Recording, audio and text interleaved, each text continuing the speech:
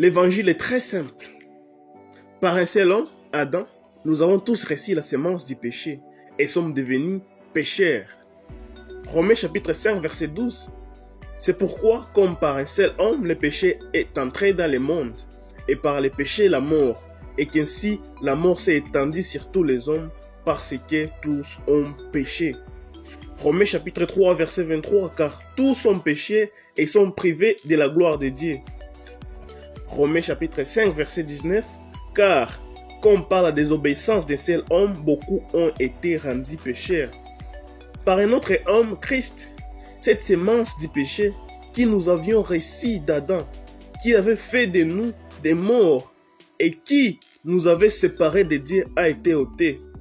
Et Christ, par son sacrifice, n'a pas seulement ôté cette semence, mais aussi ses fruits, nos péchés, en nous donnant sa semence à lui, la justice de Dieu, afin que nous devenions justes, sans péché devant Dieu. 2 Corinthiens chapitre 5, verset 21, celui qui n'a point connu les péchés, il l'a fait devenir pécheur pour nous, afin que nous devenions en lui justice de Dieu. Amen.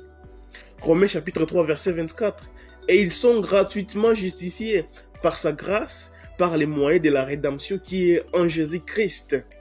Romains chapitre 5, verset 19b, de même, par l'obéissance des seuls, beaucoup seront rendus justes. Donc, de même, nous étions pécheurs, morts et séparés de Dieu, sans nos œuvres, sans nos mauvais actes, sans nos propres péchés, sans notre volonté. De même aussi, par les sacrifices de Jésus-Christ, nous sommes devenus justes, saints, parfaits, purs, sans péché et unis à Dieu sans nos bonnes œuvres, sans nos efforts et sans notre propre volonté. Amen.